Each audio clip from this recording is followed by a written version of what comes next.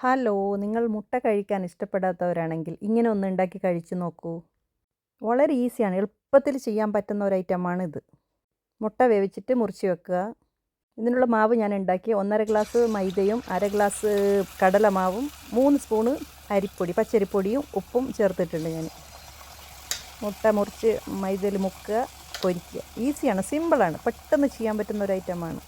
ഈ മാവിൻ്റെ കൂടെ ഒരു 2-3 പച്ചമുളക് അരിഞ്ഞിടുക. വേണമെങ്കിൽ ഇച്ചിരി ജീരകം വേണമെന്നവർ മാത്രം ഇടുക. ലേശം മല്ലിയില അരിഞ്ഞ്, ഞാൻ ഇത്ര ഇട്ടിട്ടുണ്ട്. പക്ഷേ കുട്ടികൾക്കൊക്കെ ആണെങ്കിൽ അത് ഇഷ്ടപ്പെടാത്തവരാണ്, അത് ഒഴിവാക്കുന്നത് നല്ലതാണ്.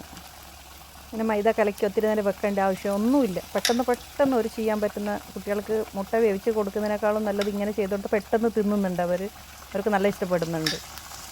വലിയവരാണെങ്കിലും പുഴുങ്ങിയ മുട്ട തിന്നുന്നവർ വളരെ ഇഷ്ടപ്പെടുന്ന കുറവാണ്. പക്ഷേ ഇങ്ങനെ ഉണ്ടാക്കി, എണ്ണേൻ്റെ ഒരു പ്രശ്നമേ ഉള്ളൂ, എണ്ണയിൽ പൊരിച്ചെടുക്കുന്നത്.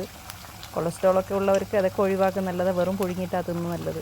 കുട്ടികൾക്കൊക്കെ ആണെങ്കിൽ ഇങ്ങനെ കൊടുത്ത് അവർ മുട്ട കഴിക്കുന്നുണ്ട്, ഇഷ്ടപ്പെടുന്നുണ്ട്.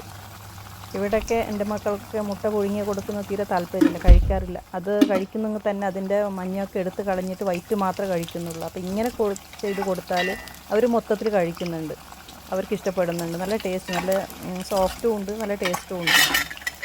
നോമ്പല്ലാത്ത സമയത്താണെങ്കിൽ വൈകുന്നേരത്തെ ചായക്കൊക്കെ ഒരു കടി മുട്ട ഉണ്ടെങ്കിൽ പെട്ടെന്ന്, മുട്ടയും മൈദയും മതി, പെട്ടെന്ന് ചെയ്യാൻ പറ്റുന്നത് ഒരു ഐറ്റമാണിത്. ഈസിയാണ്, പെട്ടെന്ന് ചെയ്യാൻ പറ്റും നമുക്ക്, നല്ല ടേസ്റ്റാണ്.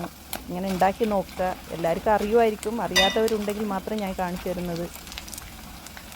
പിന്നെ മുട്ട വെച്ചിട്ട് ഒരുപാട് ഐറ്റംസ് ഉണ്ടാക്കാറുണ്ട്, ഒരുപാട് കാര്യങ്ങൾ ഉണ്ടാക്കുന്നു. പക്ഷേ എനിക്ക് പുഴുങ്ങിയ മുട്ട വെച്ചിട്ട് ഏറ്റവും ടേസ്റ്റായിട്ടും ഇഷ്ടപ്പെട്ട ഒരു ഐറ്റമാണ് ഇത്.